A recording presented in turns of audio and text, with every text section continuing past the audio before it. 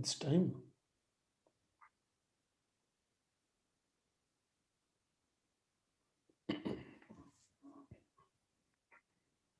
Good evening, all colleagues and friends. Today, we are going to have an evening with a case discussion. And this is basically the theme of today is to discuss a heart failure case. And we'll try to continue our discussions throughout the case to see how the day-to-day management would make differences. And this is heart failure management can we offer more. We have esteemed panelists for our discussion today. Dr. Abraham Oman, Professor V.K. Chopra, Dr. Hari Krishnan, Dr. Shastri, B.K. Shastri, Dr. Tiny Nair, Dr. J.C. Mohan, and Dr. Balbir Singh. None of these people actually need introduction because they are renowned heart failure cardiologists and practicing cardiologists in our country. So without wasting time, what I would do is I'll start the case presentation.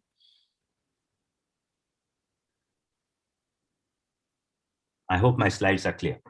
Yes. So what I'm going to do is I'm going to introduce this case. This case is Mr. A.M., a 30 years old gentleman who was shifted to our hospital in medicine department 28th of January, just 3 months back, from an outside hospital where he was being treated as acute hepatitis. His history started 2 weeks prior to that admission and with the retrosternal chest discomfort for which he was receiving proton pump inhibitors, but no relief. He had nausea, vomitings, upper abdominal pain, dark color urine for last 8 days. In the previous hospital, he was diagnosed with acute hepatitis and managed with various medications, which I have mentioned here. In the medical unit, he was found to have fall in urine output, just 500 ml in 24 hours, swelling all over body and breathlessness and associated loss of appetite, for which what was noted was there was cardiomegaly on X-ray chest and signs of congestion, for which he was actually referred to our heart failure unit because ejection fraction on echo came to be just 10 to 15%. When we saw him in our heart failure unit, he had short durations of symptoms and he denied any previous breathlessness, though he had a sedentary lifestyle. He had retrosternal chest discomfort, as I described. There was no sweating, shortness of breath, or syncope prior to that. He had no history of fever, hematuria, or bleeding manifestations, no history of jaundice in the past, no history of alternative medical intake as supplements prior to that. And last alcohol intake was 6th of January. His hospitalization for infectious mononucleosis happened about 10 years back. And that was 4 days, and it was not presently of any significance. He had a tachycardia at rest, 104 beats per minute, sinus rhythm. Blood pressure was 130/90. There was room air saturation was 98% maintained. No tachycardia. Jugular venous pressure was elevated with bilateral pedal edema. Soft, tender hepatomegaly was there. And there was a loud S3 on auscultation. No other murmurs were auscultable. The previous investigation suggested there was an elevation of bilirubin, but more an elevation of the liver enzyme, SGOT and SGPT. There was no elevation of the TLCs. Hemoglobin was maintained. CRP was high and was increasing as he came. Although the creatinine level was normal, but eGFR came out to be just 55 to 60 at various times. And he had significant proteinuria, which was noted on 23rd of January prior to coming here. ECG did show poor progression of R waves, but no ischemic or infarction changes, which we could discern. There was definitely cardiomegaly and congestive signs, venous congestion, which was seen on the X-ray chest. This was the echocardiogram. You can see very hugely dilated ventricle. There was ejection fraction was very poor, 10 to 15%, which was calculated. And there was a thrombus sitting on the lateral wall on the short axis view. The same thing, there was also a thrombus in the right ventricular apex, if you can see here. and the lateral wall as well as in the anterolateral wall. There was no significant mitral regurgitation, and LV end diastolic pressure was elevated. The E to E prime ratio was grossly above 14, which suggested high LVEDP. And what was important is there was some degree of tricuspid regurgitation with elevated PA pressures of about 35 to 40 millimeters of mercury, and IVC was definitely dilated. So on the basis of this, a severe LV dysfunction was noted with renal dysfunction as well as hepatic dysfunction. It was thought that it could be one of the three things. It could be a viral illness, which started all those things, although there was no history of fever, but sometimes can so happen because we don't have the fever history very clear, with a multi-organ involvement. This could have been an acute myocardial insult, which could be either ischemic. There was some episode of chest discomfort, although no definitive diagnosis was there, with ischemia or without ischemia, and resulting into multi-organ dysfunction. This could be a myocardial insult in the form of acute myocarditis, or it could be a connective tissue disorder with heart failure. At this point in time, with my fellow panelists, I'll ask Dr. Chopra if he has some insights into this, that could there be something else we are missing here? So let me start at the beginning. You see, oftentimes, since this is a clinical case, oftentimes symptoms of heart failure are missed. Yes. Upper abdominal discomfort, nausea, vomiting, jaundice. Obviously, this patient wasn't examined carefully because ejection fraction of 15% wouldn't have happened in 3 days' time. So obviously, this person was going into progressive heart failure, which was being treated as hepatitis and other things that we heard. Second thing is that when you mentioned his physical examination, you mentioned there was no orthopnea. Yes. Now, oftentimes this indicates that there is associated significant right ventricular dysfunction, because if it is only left ventricular dysfunction without much of RV dysfunction, then the person will be much more tachypnic. And once there is right ventricular failure in addition, then the dyspnea may not be that prominent, and it is signs of congestion which are more important.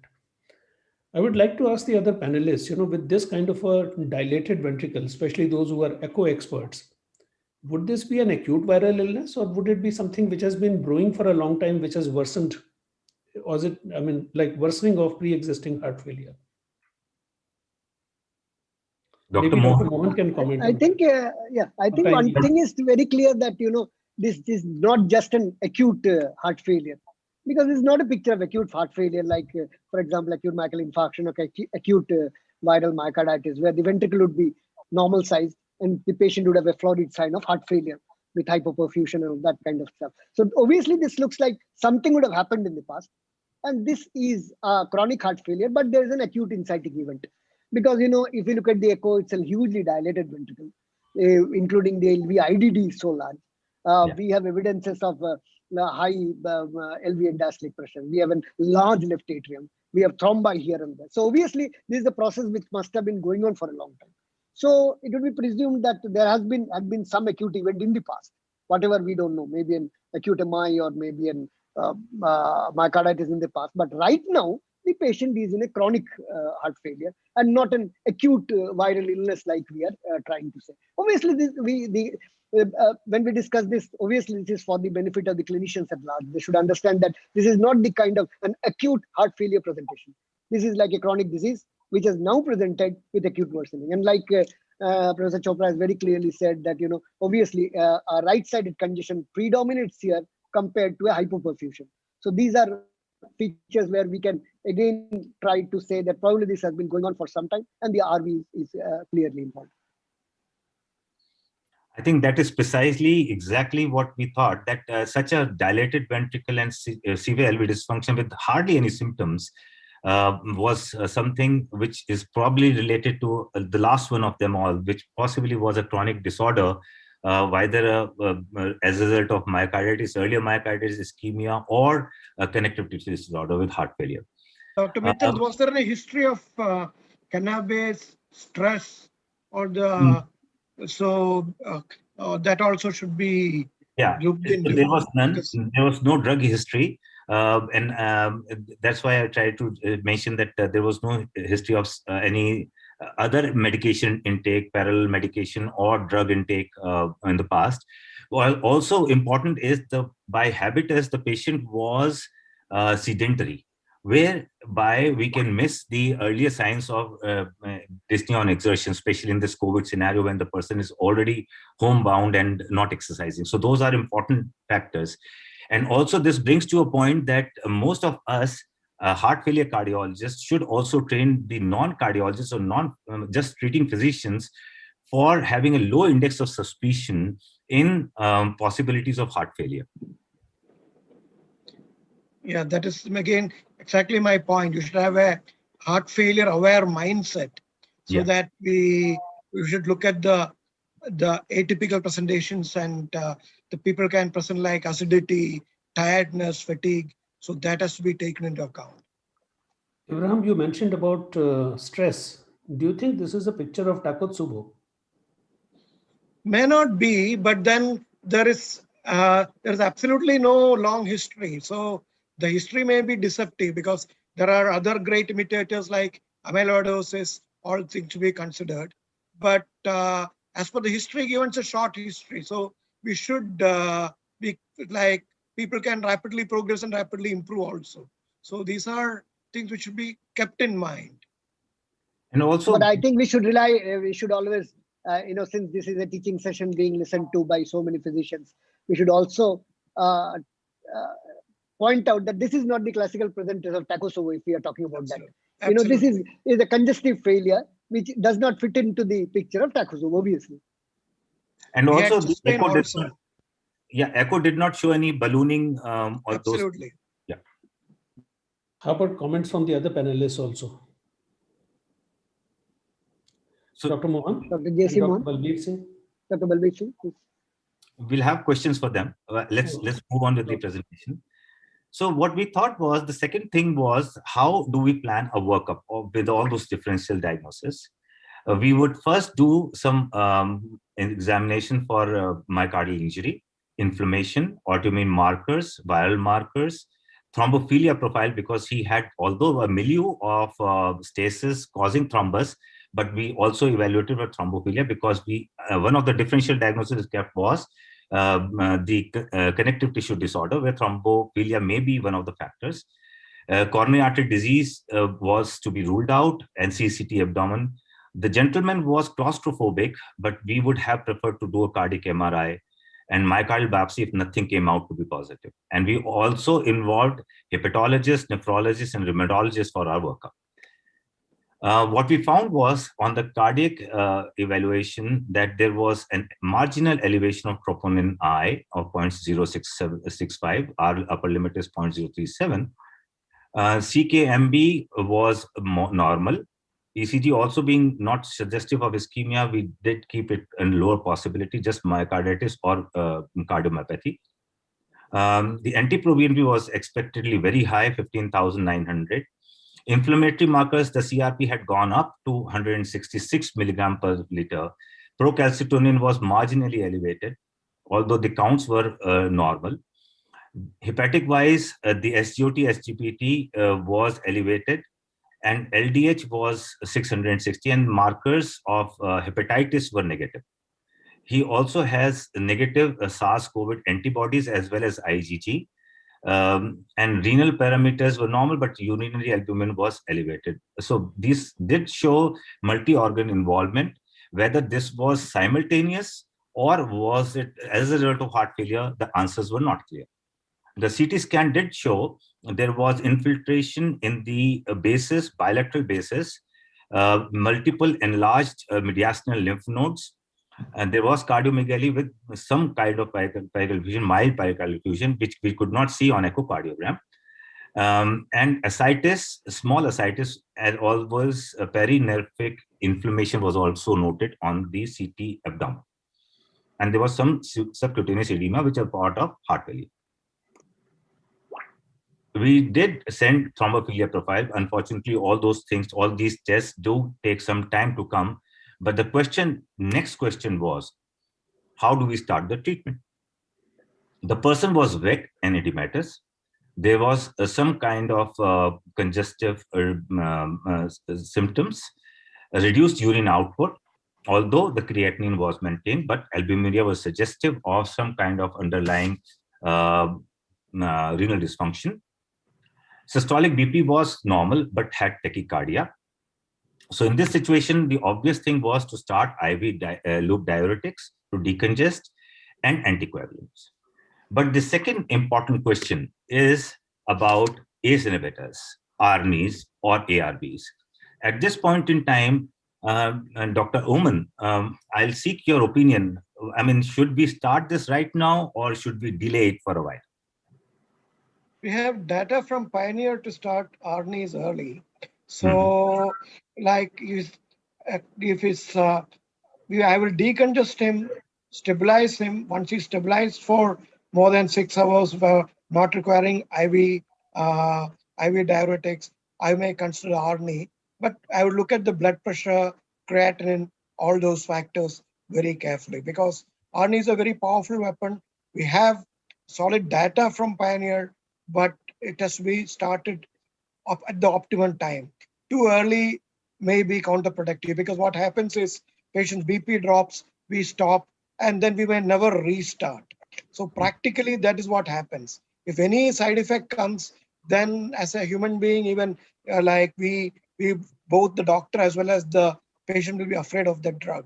So we'll have to time it correctly. The patient has to be reasonably decongested before I start ARNI. But we have data with ARNI, if you have got RCT with ARNI, so that is how I will go about. Right.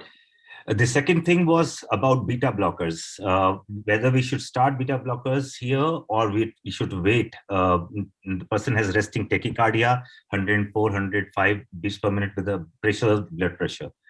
Dr. Mohan, if Dr. Mohan is joined here, can he discuss this point?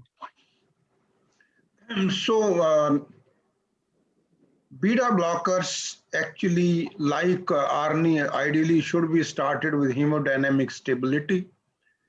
If the patient is no longer on IV diuretics, is not on inotropes, the urine output is okay, I would start with small dose of beta blockers, and initially I might give beta blockers which are to be given twice a day. Avoid giving a long-acting beta blocker like bisoprolol or nebivolol or metoprolol succinate. I would definitely start with the smallest possible dose. We know the dose either with carvedilol or with metoprolol tartrate. That would be my I'm not too much concerned actually about problems with beta blocker, because that blood pressure 130 gives me the cushion, and there is a significant amount of cushion. I might actually also think of giving a small dose of beta blocker along with ivabradine. That also actually, I see no reason why I can't do that in case tachycardia is not being controlled with the small dose of beta blockers and blood pressure does not allow me to jack up the beta blockers. As you mentioned, hemodynamic stability. So would you not consider starting IV diuretics along with ivabradine in the first place, wait for a day or so, get the hemodynamics okay, and then add a small dose of beta blockers? So these are some of the things which we always keep discussing actually. In practice, quite often we start with ivabradine because we find that this is a drug that doesn't do anything wrong with hemodynamics barring decreasing the heart rate. In practice, we use a lot of ivabradine in acute decompensated heart failure. But in general, by the time the patient is ready near the discharge, we definitely introduce beta blockers. And whether we continue beta blocker plus ivabradine, or we just withdraw ivabradine and give beta blocker, depending upon how quickly you are able to up titrate, we would do that. But there isn't any doubt about one thing, that our use of ivabradine is much higher in acute decompensated heart failure than really is mentioned in the literature or is mentioned by colleagues. And I think it does stabilize patient very fast, reduces their energy, oxygen consumption, and the hemodynamic stability is achieved much quicker. even if patients are on inotropes like noradrenaline, I start ivabradine even at that time, because with noradrenaline, I am trying to get inotropy plus maintain blood pressure. I don't want chronotropy. So to cut off chronotropy, quite often I will use ivabradine. Right. Dr. Balbir, are you there? What about nitrates or inotropes in this situation? So both nitrates and inotropes would not be the right solution at this point in time. You can see that none of the nitrate trials ever succeeded in showing heart failure. The second thing is that you want to reduce preload with nitrates is not a great idea, because patient is already overloaded with fluid. You want to remove the fluid. So diuretic is the treatment of choice. Amongst inotropes, he has a good blood pressure, but dopamine can be used, but for the very short time, like 4 hours, 6 hours, not taking it over time and for 24 hours for reasons that the patient already has sinus tachycardia. It is likely to increase. So diuretic should be the mainstay of therapy to start with.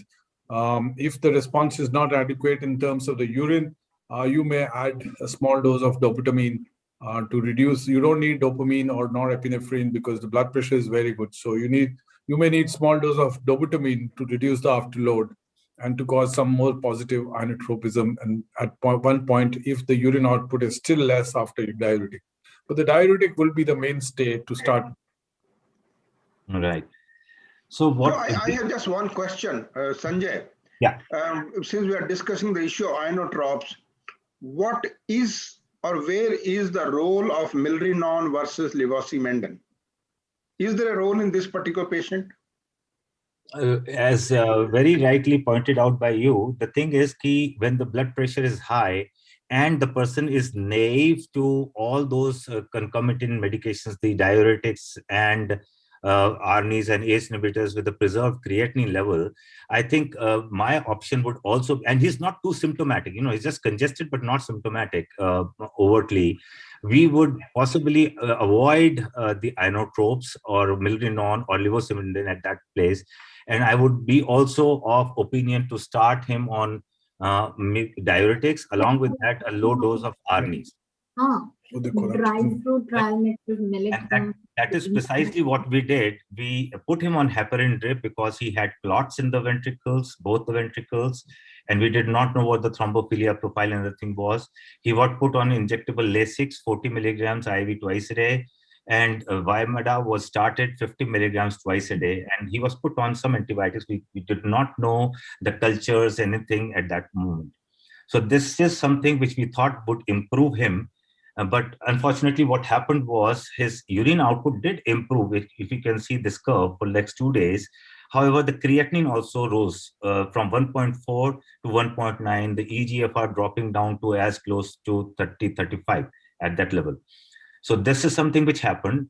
Although there was a drop in, and also there was a drop in systolic pressure from 115, it dropped down to 100. That was after we started him on Vimada 50 milligrams twice a day. And the pulse rate remained almost isoelectric, so did not change too much. The SGOT, SGPT also was keeping on rising, and this was 1,000 plus, both SGOT and SGPT. At this point in time, we thought that probably it's too soon that we started Vimada. He's not tolerating that. We had to escalate the urine output because there was congestive symptoms. So we put the person on Lasix drip, and we started that person, because the pressure now was touching 100, on a low dose milrinone infusion, 0.5 microgram per kg per minute. And there was a sought for nephrology consultant priming ourselves that he may require dialysis or ultrafiltration. A rheumatologist consult was taken. He strongly suspected sarcoid on the basis of the clinical picture, and we started the person on hydrocortisone 100 milligrams IV 8 hourly, and HCQ was started. What happened soon after this was that the urine output jumped up as soon as we gave milrinone drip. The urine output raised from 1.3 liters to just 2.5. And along with that, the creatinine dropped from 1.9 to 1 milligram per DL and 2.48 to 0.8. So this was a continuous improvement in the creatinine as well as the urine output. And the blood pressure held itself. The blood pressure was 98, 95, and 98, did not drop. And the pulse rate also came down to 83 beats per minute after the decongestion happened. The important thing was at that moment, we considered that the milrinone or the increasing cardiac output led to sudden improvement in liver functions also. So this was the point in time when we considered that it primarily was low cardiac output syndrome with multi-system involvement. And that is why we stopped Lasix drip, because it was very high urine output, and torsemide was reduced to 10 milligrams per day.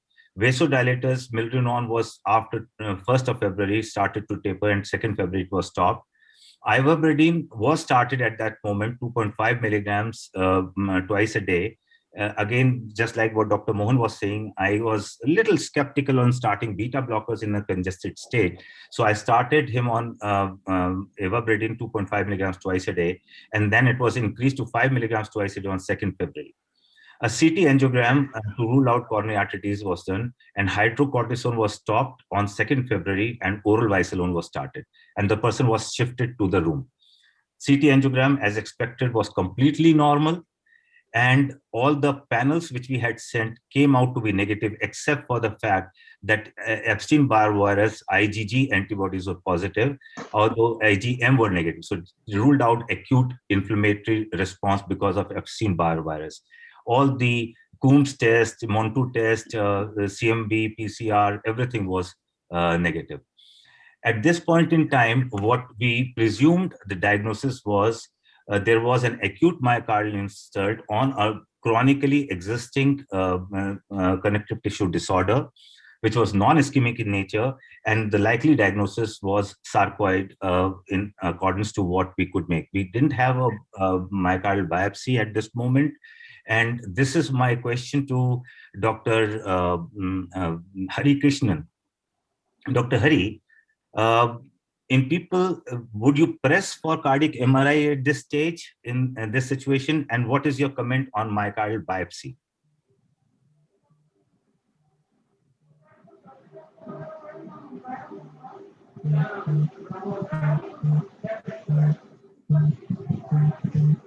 Dr. Hari Krishnan? So I think it's not. Dr. Oman, if you can take that question, please.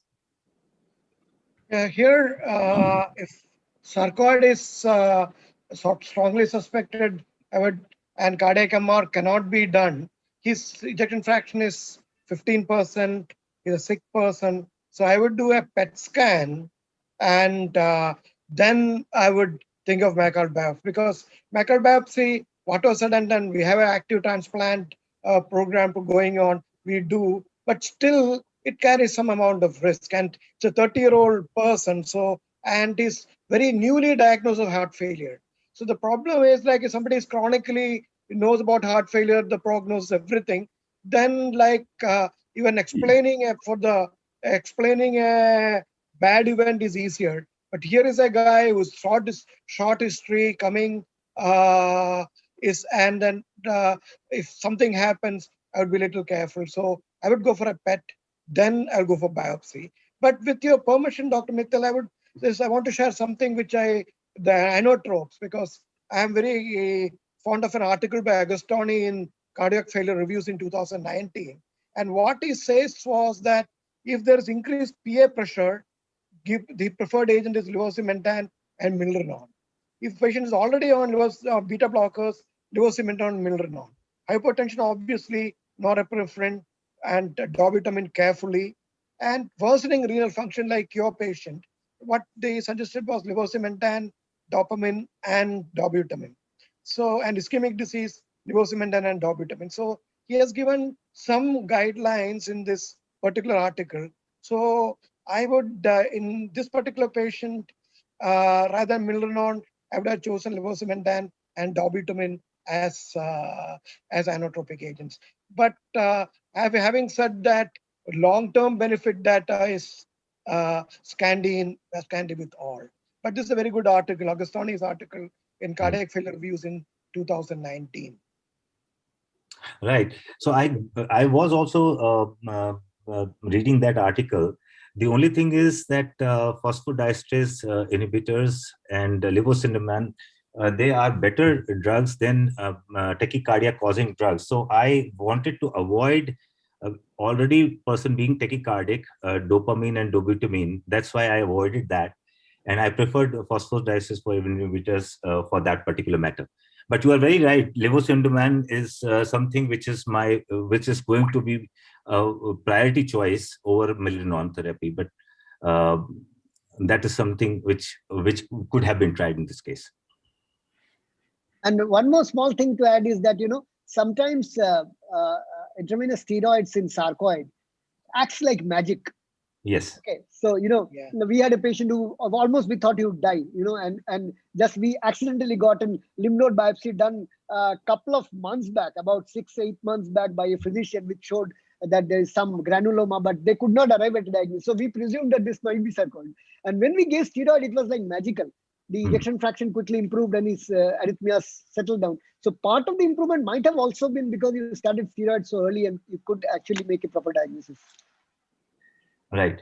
So now the other important question is, I'll ask Dr. J.C. Mohan to actually educate us on SGLT2 inhibitors in heart failure with reduced extension. What is the, how early can we use and how safe is it going to be in this perspective now or even later in the course of this event? I'll stop sharing my slides and Dr. Mohan, if he can share his slides and just go ahead.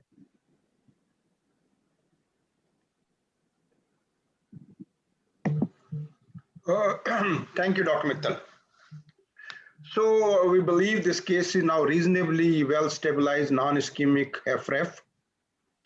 And the issue is how safe and how early we should be initiating SGLT2 inhibitor therapy in this particular patient. I would be focusing on the entire disease modifying treatment, but emphasis will be on SGLT2 inhibitors. So let's recapitulate. This is a male patient who presented with acute decompensated heart failure. He has both cardiohepatic and cardiorenal syndromes, non-ischemic, possibly post-inflammatory, ejection fraction 25%, now RV dysfunction, grade 3 diastolic dysfunction, PH, mild MR, no clots, now stabilized on drugs. So first thing I would emphasize that cardiogenic acute liver injury is not uncommon. It occurs in 20% of all acute decompensated heart failure. I see such cases day in and day out with enzymes in thousands, hundreds and thousands. And the reason is very simple. Liver constitutes 2.5% of body weight, but it needs 25% of the total cardiac output, like the kidneys. So whenever there is acute decompensation of the heart, both liver and kidneys suffer. On the other hand, congestive hepatopathy occurs in 20 to 65% patients who have heart failure. So this patient obviously had acute cardiogenic liver injury, and he could continue to have some degree of congestive hepatopathy. All right, now we come back to this patient. And let us talk about the disease-modifying therapy in this particular patient, since we have tided over the crisis. The vulnerable period is first few weeks or first few months, which needs to be, the vulnerable period needs to be covered. The reason is mortality risk is twice as high during the first 30 days compared to 6 months after discharge. And this is data from CHARM study telling us that the risk is very high in first few weeks and first few months, and we need to start guideline-directed medical therapy as quickly as possible. The same thing is true for sudden cardiac death. It actually in the first few months, few weeks, few months is pretty high, 5 times high in first 1 month, and then gradually it tends to taper down as the time passes. But having said that, we want to start guideline-directed medical therapy. We're just discussing with Dr. Mittal. We have data to suggest that there are disease-modifying agents which can be given in patients who are stabilized heart failure with reduced ejection fraction. The point is implementation science lags behind discovery science. And science cannot be practiced in empty space, and that is why, rightly as Dr. Chopra was talking about ivabradine, and we were also saying we use ivabradine quite a bit. There is another issue, and that is patients and physicians have their tolerance, preferences, prejudices, and payment issues, and not to mention the fact that in this particular patient, nephrologists and hepatologists will be involved, and they may have their own opinion about starting certain drugs. So one thing is good, which Dr. Mittal pointed out. He did try to give ARNI, and we have data to suggest that ARNI does reduce death by 20% compared to the events by 20% compared to ACE inhibitors, which are the standard therapy. And Dr. Oman pointed out the Pioneer HF data, which suggests that in stabilized HFrEF, we should start with ARNI. And the ARNI definitely provides a much greater benefit than enalapril over a short period of 10 weeks. So one thing is clear that the approach of starting ARNI was absolutely right. And obviously the later on patient would tolerate this ARNI, initially may not tolerate, and trial must be given. And we have data to suggest that 30-day readmission rates are reduced by 38% by starting ARNI as quickly as possible. But we also need to understand something which is from India, and that is, I'm just trying to refer to the Vellore heart failure registry. It's a reasonably good registry, half the size of Trivandrum heart failure registry, but it clearly says rehospitalization rates at 6 months are 42%, and 6-month death rates after acute decompensated heart failure 38%. Telling us that these people are at a very high risk, and you need to start guideline-directed medical therapy as quickly as possible so that this vulnerable period can be covered. So how do we start with the guideline-directed medical therapy? So our biological targets are 5, and these needs to be ideally aimed at simultaneously or in quick succession. The biological targets are angiotensin 2, aldosterone, norepinephrine, vasoactive peptides, and of course the recent one, energy substrate, which is addressed to by Sglt inhibitors. And if everything allows, the best practice is to target all of these pathways, either one after the other or simultaneously.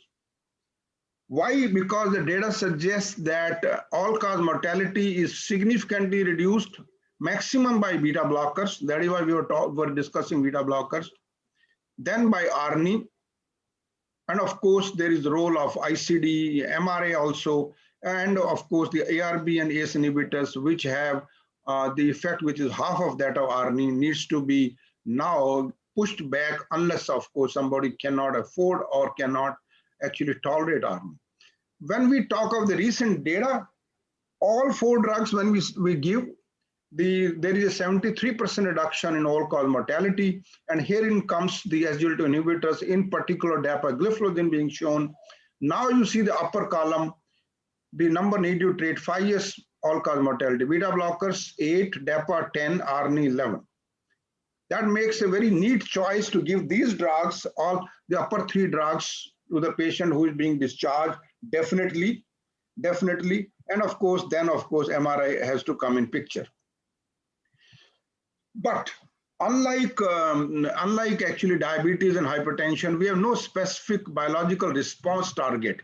You can't have an HbA1c, any HbA1c in heart failure. You can't have a blood pressure of 140/90. So we don't know what are we targeting at. Is all clinical response which we see over a period of time, and that is one big lacuna. So targeting all relevant pathways is more important than achieving higher doses of one and ignoring other drugs. That is my message. If I have to give one message to clinicians, my friends, my colleagues, is that targeting all relevant pathways is more important than achieving higher doses of one and ignoring other drugs. And clinicians face the challenge of simultaneously using several drugs, achieving target doses, and managing side effects that are often overlapping. ARNI and MRA both, of course, can cause hyperkalemia and hypotension. And we again need to emphasize, I would I'll again emphasize upon my colleagues, friends who are listening to me, that fatal impact of slow sequential utilization of guideline directed medical therapy is unappreciated by clinicians. People say, oh, let me take 6 months before I get on beta blocker, ARNI, MRA, and SGLT. What is the great hurry? Well, the great hurry is you are not appreciating the mortality which can happen during these 6 months. So there is enormous clinical inertia, and for both simultaneous low dose or sequence and max dose. And sometimes, of course, physiological limitation may reduce utilization of GDMP. And there are, of course, dilemmas as to how to sequence. This is another dilemma which has been addressed recently again by Dr. John McMurray and Milt Packer, and we will talk about that. And of course, the ACCHA, which in January actually tried to give a sequence, slightly different sequence. So issues in this particular patient, let us come back to this particular patient. With Dr. Mittal being in charge, of course, inertia and hesitancy are not there, but there can be issues of borderline blood pressure, especially later on he showed renal function, previous liver injury, and waiting for more hemodynamic stability. So I was talking to you about this ACC-HA HFSA consensus 2021, which says in a patient who has, of course, stage C, now, of course, the patient is stabilized, he is in stage C of HFrEF. The optimization includes anti-RAS and beta blockers in any order first, and prefer ARNI or ACE inhibitor, use diuretics for decongestion. And then it says this next step is add aldosterone antagonists and SGLT inhibitors after achieving maximum tolerated dosage. Mark this word. This is something on which we all would have significant disagreement. Achieving maximum tolerated dose of anti-RAS and beta blocker, only then move on to MR and SGLT inhibitor. And this issue, just a month before this, actually, John McMurray and Milton Packer contested that. And on right side, now you see the proposed new sequences given by Dr. McMurray, Milton Packer. It says the step 1 should be beta blockers plus SGLT inhibitors. Why? Well, these are very well tolerated. These are the least amount of side effects. They can be even given when hemodynamic stability in doubt. And the second step, of course, is ARNI. Now the blood pressure should allow us that use, potassium should allow us the use. And the third step is MRA. Not that MRA is any less efficacious, but the importance, if you look at the NNT-wise beta blockers and SGLT inhibitors at the top, ARNI second, and then of course MRA. This is how these two gentlemen are trying to propose a sequence which is very different from the sequence which ACCHA has given. Why are we talking about, and now let us focus on SGLT inhibitors. Let us see the SGLT inhibitor, the 3 trials we have got in heart failure, of which Solis WHF is in acute decompensated heart failure, post-acute decompensated heart failure. And the result is that cardiovascular death or hospitalization for heart failure are significantly reduced by all 3 agents. Overall 27% reduction in primary endpoints compared to placebo, which is standard of care treatment. If you actually look at the meta-analysis which Javed Butler just came out with, which includes actually all the 7 trials in which SGLT inhibitors have been used, that includes VERTI-CV, Canvas, Declare, etc. Now you have nearly 17,000 patients, 23% reduction in cardiovascular death in hospital for heart failure, time to first hospitalization, 29% reduction, 13% reduction in cardiovascular mortality, and 11% reduction in all-cause mortality. Very compelling reason to believe that you should be giving SGLT inhibitors to everybody of HFrEF who is stabilized. The fact is our patient is non-diabetic, but doesn't make a difference. We have data from DAPA-HF suggests that benefit is similar whether the patient has diabetes or doesn't have diabetes. And so is the data from Emperor Reduce, suggests that whether patient has diabetes or does not have diabetes, the benefits with regard to primary events are similar. The important thing why we are saying to start as early as possible, if you look at the EMPA-REG outcome data, when you look at the benefit at 30, and these are individuals who had first hospital for heart failure.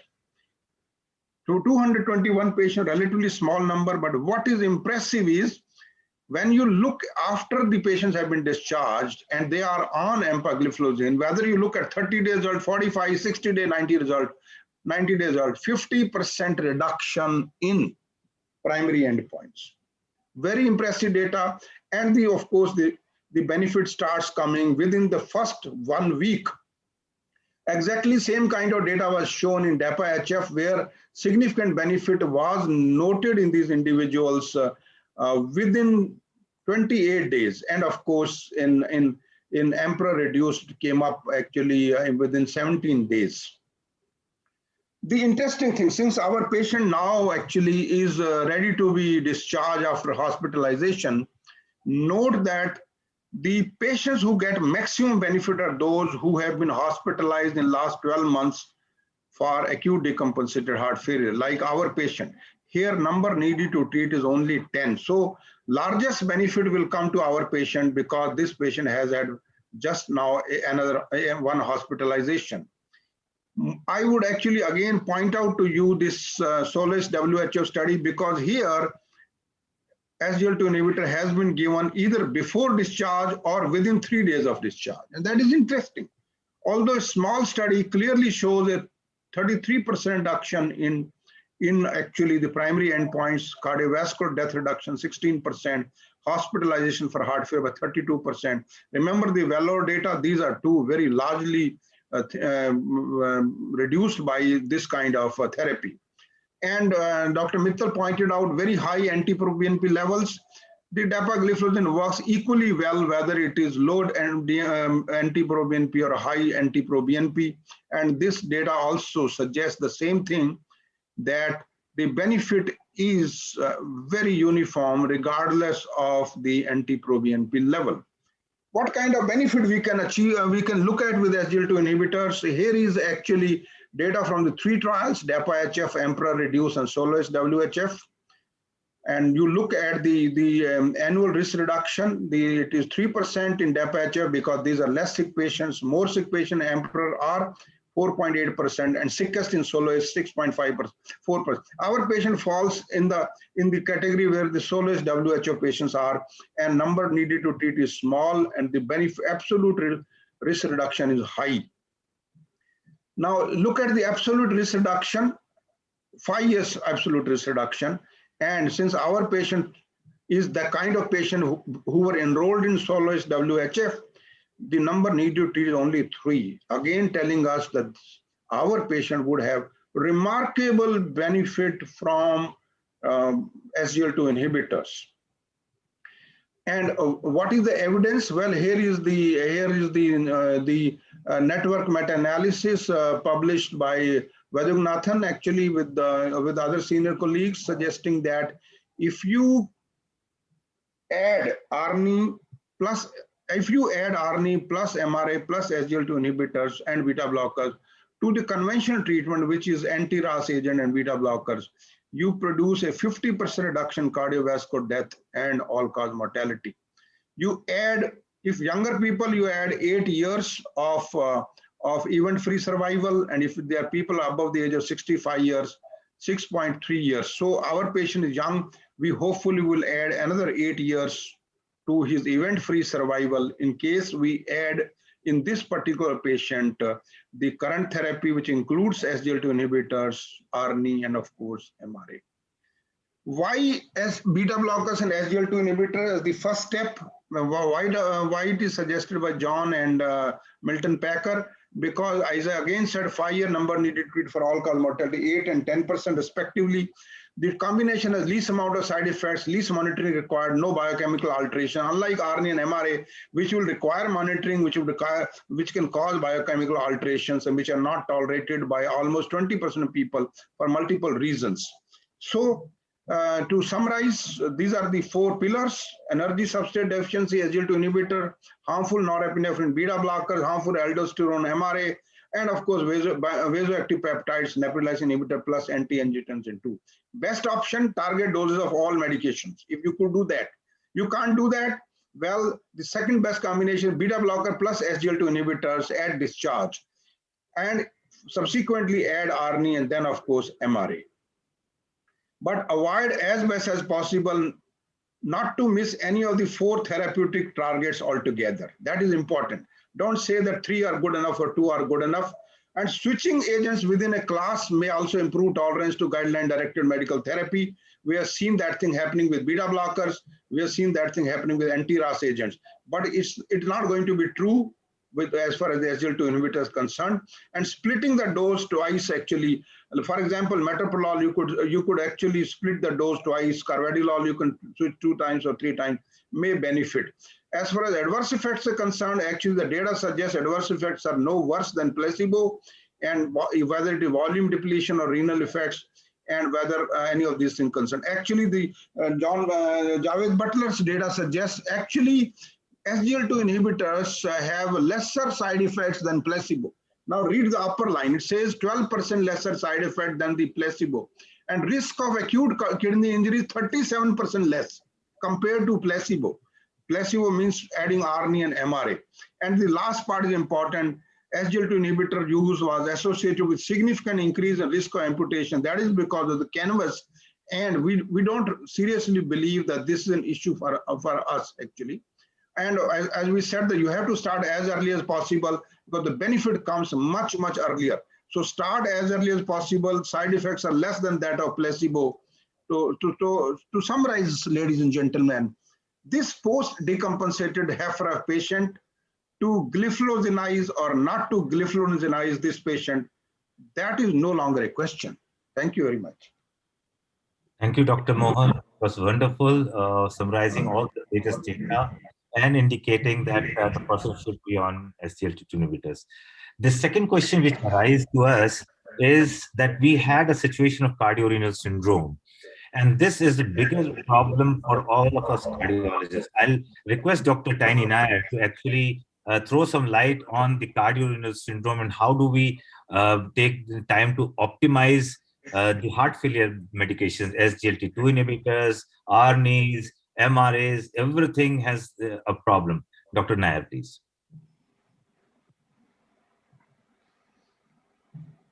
Yeah, thank you, Dr. Mittal, for that introduction. And am I visible and yes, audible? Yeah, thank you. So, the point is that when we talk about the term of cardiorenal syndrome, we talk about, okay, let's see that model of heart failure, and acute heart failure progresses on to chronic heart failure. And we also know that that progression is driven by things like AFib or a hypertension or maybe an acute coronary syndrome. And on the right side of the screen, we see the schema of an acute kidney injury, where it also over time might become a chronic kidney disease. So we have acute heart failure, chronic heart failure, acute kidney injury, chronic kidney injury. And we know when we are talking about cardiorenal syndrome today, the whole spectrum, we have so-called the type 1 cardiorenal syndrome or type 1 CRS, where it is an acute heart failure with an acute kidney injury. And the type 2 is where we have chronic heart failure with a chronic kidney injury. And in contrast, we have the type 3 CRS, or you can call it acute venocardiac syndrome, where we have acute kidney injury giving rise to acute heart failure, and chronic kidney injury, chronic heart failure is type 4. Now this, sometimes it becomes very complex, like in our patient, as to what has given rise to what we don't even know. But the relationship between heart failure and relationship with kidney injury is complex. But for today's discussion, we are not going to touch upon that.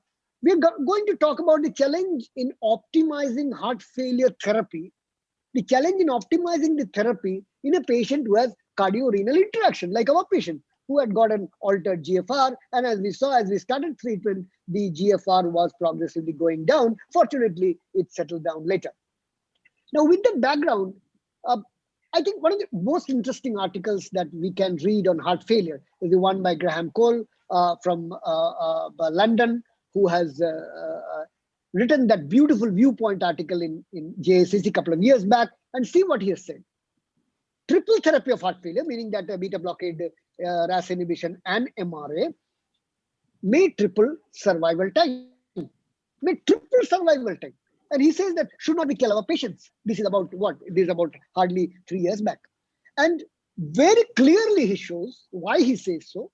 Because he says if you look at the development of heart failure therapy, and if you look at the 1 year timeline, which he says baseline, and you, from that straight line of red line, you add up ACE inhibitors, beta blockers, or MRA sequentially, you see that from there to there and there to there and there to there, obviously the lifespan triples. And that's why he said every time we add RAS inhibition, beta blockade, and MRA, the lifespan kind of triples in heart failure. So it's very important that we need to put our patient in triple therapy, and probably as fast as possible, like Professor J.C. Mohan said.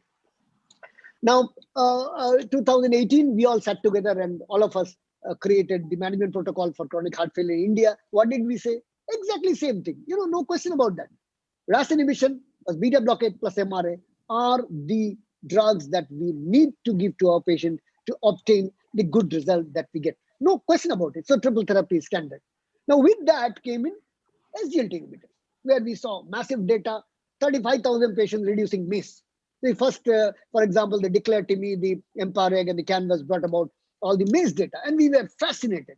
And then we got the heart failure data. The DAPA-HF showed that there's a 26% reduction of primary endpoint of worsening heart failure or cardiovascular death. And similarly, EMPEROR-HF showed almost similar data. Heart failure, hospitalization, cardiovascular death reduced by 25% reduction of primary endpoint, almost same, and the p-values are significant. And we also knew that diabetic or no diabetic, they get equal benefit, which means our patient, for example, not a diabetic, would likely to get equal benefit by starting an Sglt inhibitor. Okay, that is very, very clear. Now, that led to the articles like what we saw in 2021 that came in ESC, where the headline says that heart failure drug treatment, the Fantastic Four. So we have transcended from the 3 to 4, like Professor Mohan said, 3 to 4, right? 3 to 4. Now with that background, look at the ground reality. This is the heart failure, Trivandrum Heart Failure Registry. Trivandrum Heart Failure Registry is our own registry, which came from this town of Trivandrum, small sleepy town of Trivandrum. This was basically conceptualized, led, driven, planned, and showcased entirely by Dr. Harikrishnan.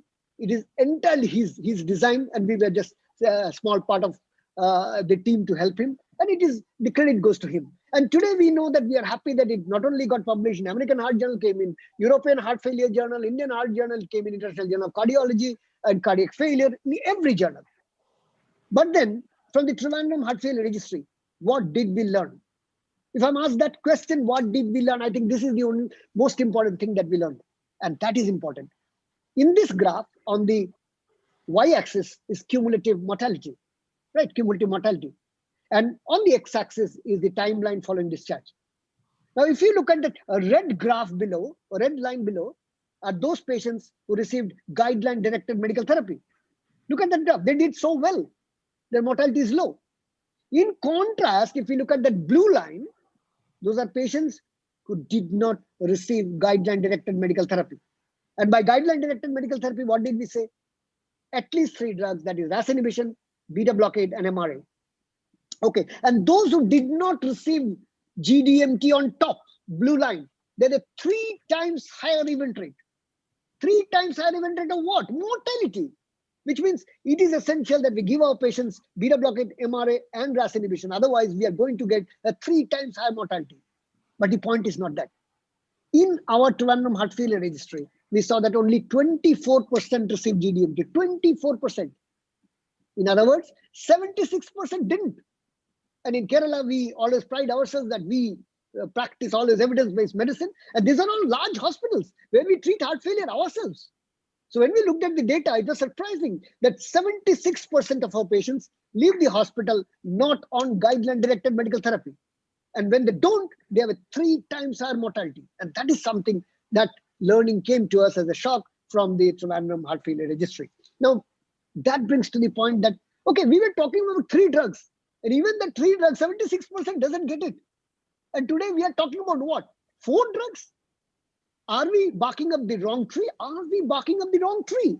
So the thing is like this. Okay, so even the GDMT looked like something, a hurdle which we are unable to cross, right? And then now we are talking about 4 drugs. Or should we optimize our therapy and see what is just right for us? And that is the question when we talk about this patient whom we are talking about. Now, when we are talking about CKD challenge, that is the topic here. Understand that CKD is a different ballgame. So the moment renal status worsen, for example, in the bottom lowest row, you see CKD 1 and 2 and CKD 3. So as long as the renal parameters are not much disturbed, look at that. Our triple therapy, beta blockade, MRA, ARNI, or ACE inhibition, or ARB, they work well, strong. There is strong data that they work well. Okay, take CRT and ICD. They work well when indicated in a patient who has mild renal dysfunction. But look at what happens when there is CKD 4 and 5. CKD 4 and 5, all our standard therapies are either absent or the data is weak. So they don't work well at all, right? Talk about CRT or ICD, absent or weak data.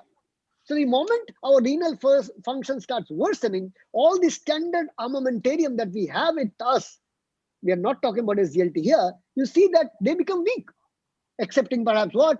Beta blockade. Beta blockade still remains moderate, and beta blockade still tends to work even when the renal failure, renal worsening comes to take place, right? Now, with that background, try to realize a bigger picture, See, when we look at Sglt inhibitors and we look at improved glycemic control, we know that, okay, they better diabetes. But when we are talking about patients without diabetes, there's a great connection between kidney and the heart, right? In what way? In ways that we could not imagine a couple of years back. For example, if you look at Emperor heart failure data, Emperor HF, right? It's a heart failure trial. What did we find? 50% reduction of renal events. DAPA CKD, a CKD trial, which showed 30% reduction of cardiovascular death and heart failure hospitalization. So a heart failure trial showing renal improvement, a renal trial showing heart failure improvement. So they are intimately related when we are talking about an Sglt inhibitor. That is important point to understand. So that is why when we talk about major, we always used to talk about major adverse cardiac events of stroke, MIs, hospitalization, heart failures, death. And today we are talking about what? Acute kidney injury, renal replacement therapy, the time to dialysis, and progression of CKD, which means we are talking about a much larger picture of major adverse renal and cardiac events, or MARCE. So the SGLT is basically broader and different. So the question comes in how? And this is something that is new and we need to understand. How is the kidney related to the cardiovascular physiology, pathophysiology in heart failure? And that is, the impulse starts from the renal artery, right? The renal artery sympathetic afferents take the impulse right to the sympathetic system of the center and thereby stimulates the brain, and then there is sympathetic outflow from the central nervous system. So good idea, but you would say that what is the proof? Now, before you look into that, think about the greater picture. Okay, this is something that we already know. It is from the DECLARE trial, the triangle. Means if we are looking at heart failure, SGLT inhibitor, dapagliflozin, is effective throughout, no question about it, right? Heart failure, no question about it. When we are talking about MACE, if we take patients who had a prior MI 2 years back, good. We take any prior MI, still you see that the green arrow is down, good. But when we talk about patients who did not have atherosclerotic vascular disease in the past, no ACs in the past, okay, or just primary prevention, they are good, they're not harmful. CVUT trials have shown that they're safe, but they don't benefit that much, right?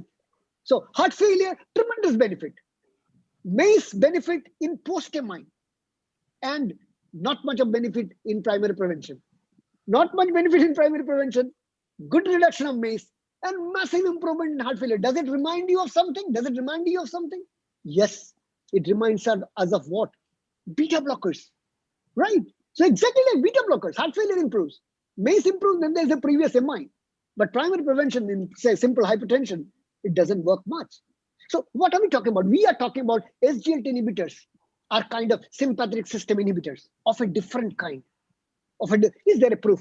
So the proof came in a very convoluted way. For example, if you look at renal denervation trials, we know that how renal denervation trials flip-flopped from being good to bad and now optimized. But we are not talking about that. It's very clear that renal denervation therapy improves and remodels dysfunctional left ventricle in heart failure. Okay, so if we look into the data, this is from the JACC editorial comment as to how it improves, how renal denervation improves heart failure or cardiac or the left ventricular remodeling is like this. The afferent from the renal arteries that we are destroying by renal denervation therapy for hypertension is the input, and that pathway takes the afferent. If we cut out that afferent to the brain, the efferent to the cardiovascular system and the peripheral vascular system gets cut out. So this is not the usual beta blockade we are talking about. This particular afferent from the renal artery to the sympathetic system is not cut out, unfortunately, by beta blockade. So this is a sympathetic inhibition of a different kind. Now you might say, is there a true connection? Yeah, the editorial comment by Subodh Verma's group from Ontario is very interesting. Do read the editorial comment where they talk about how the data today connects cardio-renal benefits of Sglt inhibitors to the sympathetic nervous system. Yes, and the diagram is very interesting. This is how they show. They say that it is likely that Sglt inhibitors benefit. We were talking about so many benefits: ketosis, we are talking about sodium hydrogen inhibition, we are talking about diuretic effect, we are talking about sugar lowering, calorie loss, blood pressure lowering. Yes, they are there. But one important we missed out is that afferent from the kidney, from the renal arteries is cut out by Sglt inhibitors, and then the brain automatically reduces transmitting the sympathetic nervous system overactivity to the cardiovascular system. Some new kind of beta blockade, sympathetic blockade, not beta blockade, sympathetic blockade, and that probably gives us part of the benefit. Now, in our patient, the aim in our patient is to reduce outcome, right? And we today know that if we look into the data from untreated in the red to ACE, ARB, and beta block, ACE or ARB and beta blockade dual therapy, 9.4, we had come down to triple therapy to an event rate of 7%. Okay, and when we substitute ARNI, we get something like a 5.6%. And when we talk about the so-called Fantastic Four, which we understand is difficult to implement in Indian situation, it comes down to 4.7 and 4.2. So it is essential that we try to put all the four for our patient, but that may not be practical for everybody. So we should understand the cluster approach. The first cluster in heart failure is diuresis, where we take out the volume. Who are they? Diuretics and Sglt inhibitors, because they are kind of volume unloaders. Sglt inhibitor, for example, which takes away the interstitial volume. Okay. Second, cluster 2, RAS inhibition, maybe ACE, ARB, or ARNI, plus an MRA, cluster 2. And the cluster 3 is beta blockades and sinus node inhibitors. Okay. And in that kind of cluster 3, you can also put Sglt inhibitors if you believe in that theory that this is a sympathetic blockade, whatever. So you have systemic volume unloaders, you have RAS inhibitors, and you have sympathetic blockade. So 3 clusters. So you need to use them intelligently. And if you look at an altered renal function, you know that in CKD, one you see very clearly SGLTs are beneficial, because trials have very clearly shown when you have an renal impairment, SGLTs are excellent, not just preventing cardiovascular disease progression, but also preventing kidney worsening, right? And at the same time, if you take one of those drugs which still acts and maintains its efficacy, even when the renal function worsens, is beta blockade. So in CKD, you have beta blockade and SGLT inhibitors which stand out. And that explains why you've already seen this. Professor J.C. Mohan has shown you how SGLT inhibitors, which were at the bottom today, are thought to be this and conceptual element where they say that why not put beta blockade and SGLT inhibitors on top? Why this cluster combination of beta blockade and SGLT inhibitor are being on top? Because of various reasons. One, you block sympathetic. Second, you sympathetic unload. So you prevent sudden cardiac death, and then you go and add ARNI. One practical point is that we have also tried putting our patients now on ARNI in the acute phase. But the moment we start putting ARNI, like this patient, what had happened, we tend to see that their urine output drops or their creatinine worsens, and we need to stop ARNI altogether. So in fact, today we are skeptical, and we are trying to, if we are starting on an AC or RAS inhibitor, we want to start maybe on an valsartan and stabilize the patient. Patient goes out to the ICU, to the ward, and once he is stable, in hospital itself, change from valsartan to ARNI. Because in the acute phase, whenever we have started ARNI, we had to stop ARNI for some time. And there's a period when the patient was not on a RAS inhibitor therapy. So now we are actually quite careful, despite the pioneer data, despite the transition data, in starting ARNI in the intensive care unit when the patient is sick. There's another point before we end. And that is quadruple medical therapy is another benefit that we have not realized. And that is, for example, if you take the Sglt inhibitors, the benefit is that if you start an Sglt inhibitor early, your chance of starting a second drug becomes better. Okay, so Sglt inhibitor, if you put them on, your chance of alteration of potassium level with ARNI and MRA comes down. So the patients tend to tolerate ARNI and MRA better. The chance of his GFR going down, if they're already started on ARNI, Sglt inhibitor, is less, and so they tolerate ARNI and MRA better. So the reason why one can start Sglt inhibitors is because you prepare a ground where your patient is more likely to tolerate ARNI and MRA better. And even if you look at blood pressure reduction, you see that they are neutral to ARNI and beta blockade. So the concept is that if you start on Sglt inhibitors and a beta blockade, especially a patient with renally impaired who has a higher creatinine, your chance of putting in the third and the fourth therapy becomes more likely compared to if you start something else early. These are all concepts that are emerging out. So I think it's important. Knowledge is having the right answer, but far more important is that intelligence is asking the right question. With that, I give back the podium to Dr. Mittal to take it forward. Thank you, Dr. Nair. I think it was wonderful. Again, a point in favor of starting the drugs in heart failure in a sequence which is conducive and productive for renal function. SGLT2 hold the ground, but there may be more questions to be answered. I have another question for Dr. Balbir Singh. This patient is severe LV dysfunction, ischemic or non-ischemic. There is a huge bit of concern about when the person may die of heart failure or a sudden cardiac death. What is the recommendation on ICD? When and how early can we use it in which patient population? Dr. Balbir, please. So Sanjay, you want me to start my slides or you want just an answer to this question? You please share the slides and try to educate yourself.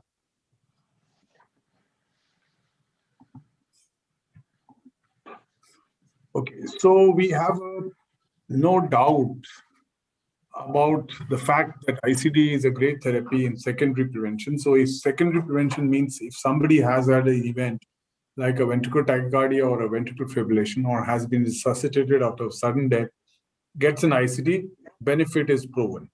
Question which is we are asking ourselves is, what is the role of ICD in primary prevention? And second question, when exactly should you time that you get the maximum benefit? We recollect Dr. Mohan's lecture that he showed us that even in acute decompensated heart failure, sudden death occurs maximum in the 1 month. So what is the role and when to time it? So there are multiple trials, not too many actually. If you look at good randomized trials, there are not too many in ischemic and non-ischemic cardiomyopathy. You look at the MADIT trial, very old trial, then the MUST trial, again an old trial. So if you put down 2000 as your cutoff, you have MADIT2, you have SgLT, Definite, so Definite didn't have too many patients, and now the Danish trial. So if we cut out the MADIT2, which was ischemic cardiomyopathy, and put the discussion more on non-ischemic cardiomyopathy, I think primary prevention in ischemic cardiomyopathy is well established, no guideline has ever been changed and will not get a chance to change because then you'll have to do another randomized trial of that nature. And it is very difficult to do that kind of a trial again. So ischemic cardiomyopathy, the question is not there that whether you should use an ICD or not with this kind of an ejection fraction that you showed. The question is non-ischemic cardiomyopathy. So today's patient has normal coronaries, is a young guy. And what data do we have to advocate or not to advocate an ICD? And if we advocate, when should we put the ICD in this particular patient? So I will share with you some analysis of the Danish trial, the SgLT trial, and our own data from the Improve SCA, which has now 6 publications, including the Heart Rhythm and JCC.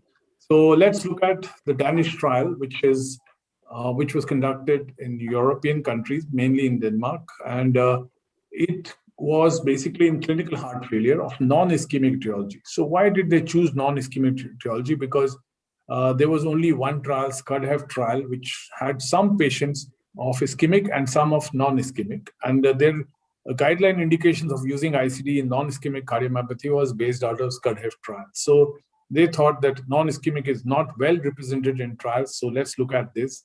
Patients had optimal medical management. At that time, Sglt2 inhibitors were not in practice. So without Sglt2 inhibitors, so class 2 to class 3 patients, and ejection fraction was less than 35%, which is a guideline indication. Objective was to see whether ICD implantation will reduce total deaths in patients who have non-ischemic cardiomyopathy. Also, insight into the rate of complications in this large proportion of patients. So the data which came out with a 5-year follow-up did not show any benefit of ICD in the control arm versus the ICD group.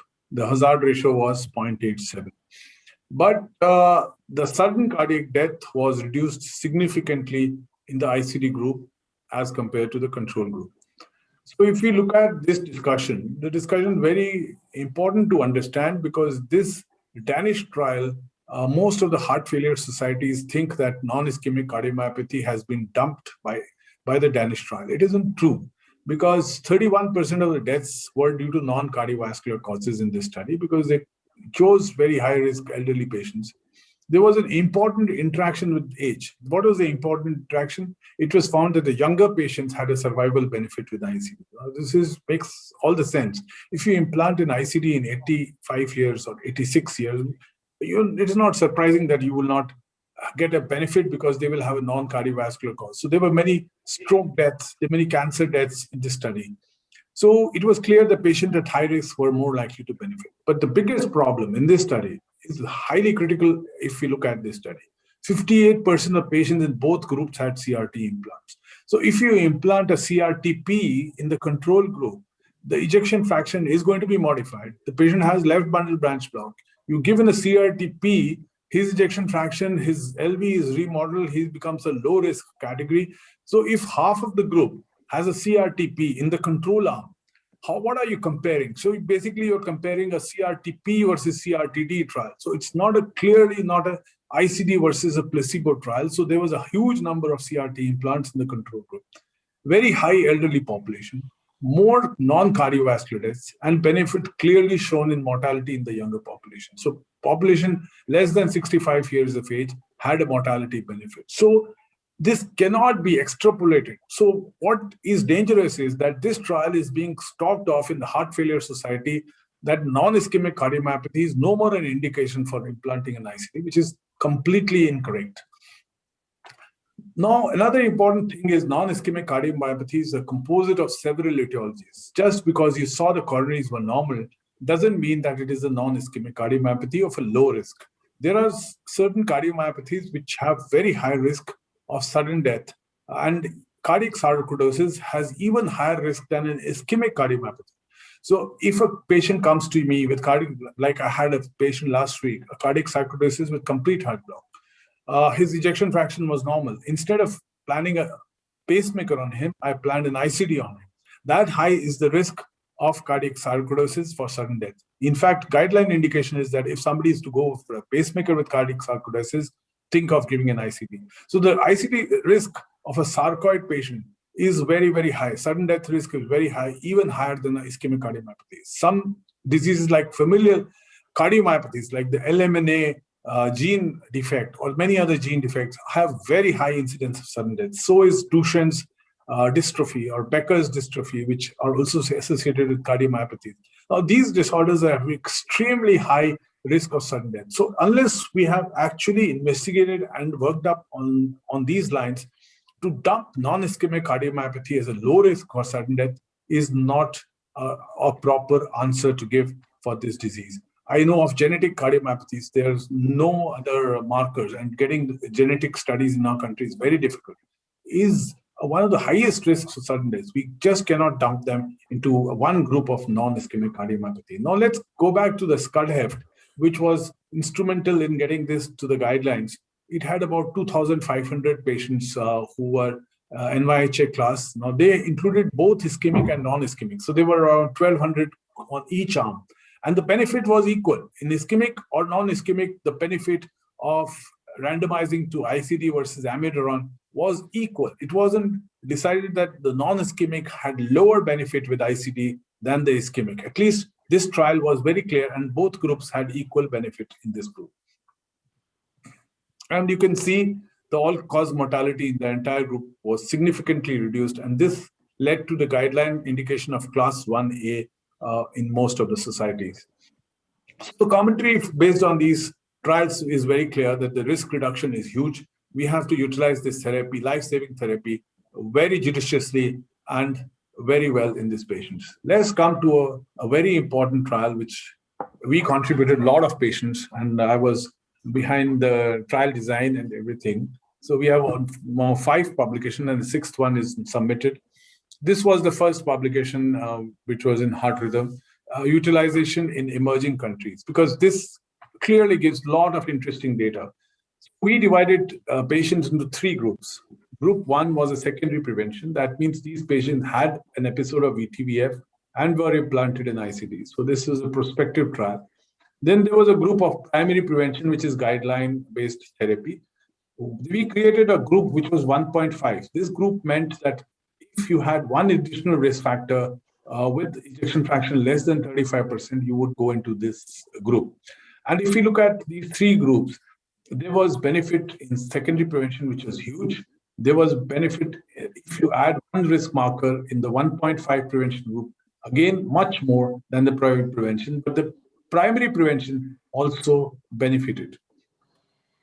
Now, if we look at the patients who had a treated VTVF in this group, and we add one risk marker, which was ejection fraction less than 25%, PVCs, non-sustained VT, or syncope. So one of the 4, if it was added on, you see the curves go up and become almost like a secondary prevention. So if you add to less than 35% ejection fraction, one of these 4, the group goes up significantly and goes up like a secondary prevention group and is the real high-risk group. Now, for the first time, we looked at these risk markers and were able to prove that you adding them would really make a worthwhile case for primary prevention. Now let's come to this publication, which I've just submitted, comparing, so it's not published yet, but I'm just sharing this data, comparing the time to the first treated episode of VTVF, because all the patients had an ICD in this primary prevention group. So we compared ischemic versus non-ischemic. Now, this is very interesting that we could have 992 non-ischemic cardiomyopathy versus 300 ischemic cardiomyopathy. Now, this is not some data which Western countries can produce. We had so much non-ischemic cardiomyopathy. So about 1,000 patients with non-ischemic cardiomyopathy and 300. The time to first VTVF shock or VTVF episode, all of them have an ICD, was no different whether it was ischemic or non-ischemic cardiomyopathies, almost flat curves. Another interesting thing was there were patients with non-ischemic cardiomyopathy who had not implanted an ICD, and we compared this data with implanted and not implanted on ischemic group. And you can see, even though the risk of mortality was lower with the non-ischemic cardiomyopathy, but the benefit of implanting an ICD was equal or even more in the ICD implanted group. So this is the ICD implanted in green dots, the benefit that occurs over these dark, the solid line of green, which is non-ischemic cardiomyopathy, and comparing it in the red of non-ischemic. So you see the benefit is even more of an ICD implant in non-ischemic cardiomyopathy compared with non-ischemic. Look at the hazard ratio and look at the p-values, ischemic versus non-ischemic. So clearly, this trial, even though it was not a randomized trial, did suggest that the benefit in non-ischemic cardiomyopathy cannot be underwritten. So timing, now question comes in Dr. Mittal's case, is the patient is in acute heart failure. This is not the time to implant an ICD. Clearly not a time. We definitely want this patient to be better. I would definitely do a Holter on this patient. Unfortunately, I've not been able to get a PET scan in this patient. A PET would have been very useful to tell us about the inflammation. Now, the question is, the guideline recommends that 3 months of optimal medical management, but this is based only on expert consensus. For example, if Dr. Mittal's patient has non-sustained VT on Holter, if he has a lot of PVCs, his ejection fraction is already less than 25, I will be very unhappy if he goes home without an ICD. In Western countries and other countries, they have the wearable vests. I would have definitely given him a wearable vest for a few months before deciding to give an ICD. But to send him home if he has non-sustained VTs on Holter or he has PVC burden is going to be a very, very difficult question, because his ejection fraction may improve, but sarcoid is one of the biggest risk factors for sudden death. And even if his ejection fraction improves, the MRI will show a lot of scars and the PET will show a lot of inflammation. And these patients are very, very high risk for sudden death. So the rationale behind guideline-based 3 months waiting is that the LV may remodel, the ejection fraction may improve. But ejection fraction is not the only determinant of sudden death. So if you look at the meta-analysis in non-ischemic cardiomyopathy, even if you put your Danish data, still there is benefit of an ICD in the non-ischemic cardiomyopathy. So the problem with non-ischemic cardiomyopathy is that it's a big group with some very high risk. MRI may be useful in picking up scars and pointing towards sudden death, but the guidelines have not budged despite the Danish trial and the shortcomings that I told you in the Danish trial. So in conclusion, I would say sudden cardiac death prevention remains a cornerstone management of non-ischemic cardiomyopathy and ischemic cardiomyopathy in patients with heart failure. Data from Danish should not be misinterpreted to say that ICD is not needed in non-ischemic cardiomyopathy. Thank you very much. Thank you, Dr. Balveer. I think it was wonderful discussion from your side about the requirement of ICD even in non-ischemic cardiomyopathy and should be done earlier on. There are a lot of questions which I see on the chat box. I just would summarize about the case. This case, I'm not going into the slides. I just want to summarize that we started on a low dose of ARNIs again on the 5th of February, and he could tolerate that. Slowly, we were able to build it up, the dose. We did advise ICD to the patient, and the person did not agree. He wanted to wait despite our communication. We slowly could build up beta blockers, metoprolol succinate. The person is doing fine. The ejection fraction from 10 to 15% after 1 month of follow-up has improved to 27%, and the person is in YHA class 2 right now, walking about 1.5 to 2 kilometers. So we are just watching that. I'm pressing him to get an ICD and also to register him for transplant if he fails the cardiopulmonary exercise testing after we have done the ICD implantation. So there were a few questions in the chat box. I would like to put it to Dr. Chopra first. Dr. Chopra, one of the question is, the person had high BP, 130. Why not Feochromocytoma? Any thoughts? The whole picture doesn't look like Feochromocytoma. I don't think you have the studies like that. This is more likely to be a chronic heart failure with acute exacerbation. You don't have surges of blood pressure which are coming up in this. Just having slightly high blood pressure does not really make it Feochromocytoma. It could be hypertensive in addition to congestive cardiomyopathy. So in any case, I don't think you have even investigated or thought about that kind of a possibility. We didn't even think about it.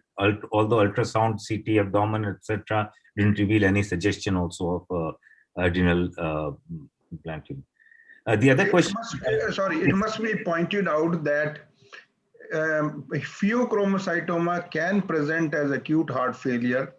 However, the echo picture is more like Takotsubo cardiomyopathy. And so if you don't have that kind of picture, because 70% of them have apical ballooning syndrome, 25% of these people have reverse apical ballooning syndrome, and only 5% have generalized hypokinesis like this patient. Multiple reasons to think that it is very, very unlikely. You haven't seen big spikes of blood pressure. You haven't seen big, and surprisingly, the tachycardia has never been that much. Yeah. Feochromocytoma people, if you see in acute heart failure, they have marked tachycardia. In fact, the inappropriate sinus tachycardia, the first thing which you should start thinking in terms of Feo as the cause of acute heart failure, which wasn't there in this case. The other thing is, Dr. Oman, what is the role of thiamine? Should we even think of thiamine, very or high output syndrome situation? Here, I think you specifically mentioned there is no history of alcoholism. And if you trust the patient, then if you have reason to suspect that, what I would do is I would ask the relatives and friends also, because it's a very cheap modality to give. And another thing is usually they have atrial fibrillation. So this patient, if you had come with atrial fibrillation and if you had some clinical suspicion, I will consider, but otherwise not. You had very clearly said there is, specifically mentioned that. And also, it comes into a differential diagnosis of high output failure rather than low output failure. So the other question I would like to ask Dr. Nair, in stable patients, how long to give diuretics? I think this is an important question, and because many often we see that very stable patients come for review and they are on loop diuretics for a continuous period. That's pointless. The loop diuretics need to be used till the patient is euvolemic. The moment the patient is out of congestion, there's no role for loop diuretics, because large studies have very clearly shown long-term use of loop diuretics don't change outcome. We are talking about drugs that change outcome like RAS inhibition, beta blockade, MRAs, and Sglt inhibitors, right? So in that, diuretics doesn't come in.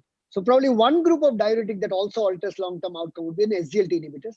But make it a point that the moment your patient is euvolemic and the minimum dose of diuretic maintains that, you probably try to maintain him on the lowest possible dose of diuretic. That's simple. Right. Thank you, Dr. Nair. But one more thing is that specifically when we are using ARNIs as well as SGLT2 inhibitors, they also act as diuretics, and we should be doubly cautious in using loop diuretics in such a situation, landing up in more problems than good. And Dr. Balbi, there is a question for you. In patients who have half ref and they have recovered ejection fraction, they have asked for you to answer about the role of ICD. Right. So if we look at the whole patient that is presented today, it is very unlikely that he will recover. But there are some patients who do recover their ejection fraction to within normal limits or out of the range of the 35% cutoff. So ICD can be avoided, but as I was pointing out that EF is not the only cutoff number. There are many other things that you have to look in. A sarcoid patient may be having non-sustained BTs on Holter, and his ejection fraction may be 45%. You will consider an ICD for that patient, for sure. You may have a myocardial infarction patient who's got a high burden of PVCs and has an apical aneurysm, small aneurysm, ejection fraction comes out to be 45%. I would still think of an ICD for that patient. So you have to look at many other factors before you say that. And there will be some patients with non-ischemic cardiomyopathy or ischemic cardiomyopathy who have recovered ejection fraction to 45%, have no PVCs, have no bundle branch block on ECG, are asymptomatic. I would not consider an ICD for those kinds of patients. So you have to look at the patient of a whole.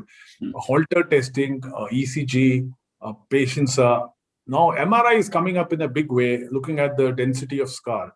So there are studies to show if the scar density is more than 10%, they are associated with high risk of sudden death, irrespective of the ejection fraction. So we will get some more data. At the moment, we have so much paucity of things to tell you in sudden death. Dr. Balbir, can I ask you a question? Yeah. You have a patient with low ejection fraction. You gave a CRTD to that person, put him on ARNI, now an SGLT2 inhibitor. Person has recovered ejection fraction of 55%, and now it is end of battery life. Right. Would you, how would you manage this person? Right. So this is a very good question, because this question comes as a clinical point also. So there is a study to answer this question. So there are patients who recovered and were not replaced versus patients who were replaced. So there was higher incidence of sudden death in patients where the device was not replaced. So that was a significant answer given to your question. Thank you, Dr. Balbir. There is the last question I'm asking in the interest of time. Dr. Mohan, the question is, which beta blockers use in heart failure when we have a choice between bisoprolol, carvedilol, nebivolol, and metoprolol? Succinct. So let's be clear that nebivolol is not approved by ACCHA, is approved by the European Society of Cardiology. Most of us don't have too much of faith in seniors' data, and hence we use carvedilol, metoprolol, succinate, and bisoprolol. You can choose any of the three. Both the guidelines say that you can use any. However, we make a difference based upon the tolerance. Blood pressure lowering effect is more with carvedilol, least with bisoprolol. So sometimes you have to make a choice. The other interesting part with metoprolol, actually, metoprolol succinate, first pass effect. We have seen people where we have given 300 milligram metoprolol succinate, nothing happens to their heart rate. Those are the guys you have to give other drugs which don't have first pass effect like bisoprolol. So this is a very, very individual thing actually, and that is why the bisoprolol use, there is a gross underutilization of bisoprolol in this country. It's a great drug and it doesn't have the adverse effects with the other two drugs have it. And this is another thing. Nebivolol, I don't use it, and the ACCHA doesn't recommend it, but the ESC surprisingly has it as a class 1 therapy. That is interesting. Is there a difference in their antiarrhythmic potential? I don't think there is any. All three drugs have shown equal reduction in sudden cardiac death, whether it is you're talking MERIT-HF, Copernicus trial, or you're talking of CBIS-2. Yeah, the CBIS-1 also had same degree of reduction in sudden death, although it was statistically non-significant. So I think across 9 o'clock, it's dinner time for most of us. Thank you all the panelists. It was a great learning for me as well as probably many of the people who were the audience. I hope we were able to answer your questions and hope to see you soon. Thank you. Dr. Mittal, I just want to make one point. Yes. And I thought Dr. Chopra would have made that point because the Heart Failure Society of India, Heart Failure Association of India did participate in recent universal definition of heart failure, which is published in March in Journal of Cardiac Failure, and it has now the 4th category, heart failure with improved ejection fraction. 15% of all patients have EF, as they call it. And of course, the definition wise, if the ejection fraction improves more than 10% and final ejection fraction more than 40%, this is the 4th category. And I thought Dr. Chopra should have pointed out, we are one of the partners in that universal definition and universal classification.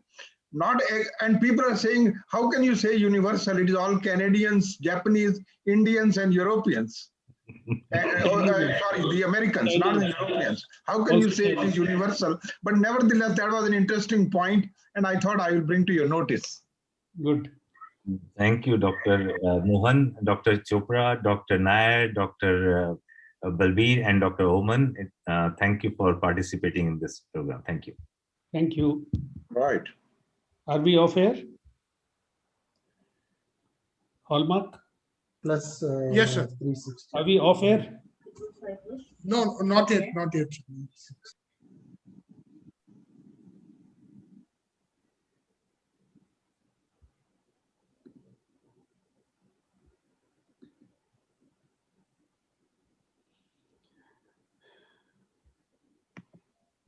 Why so long?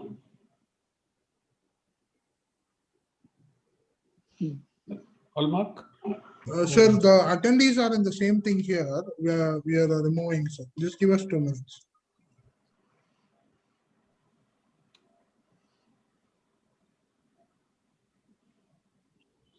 How's the patient now, Sanjay?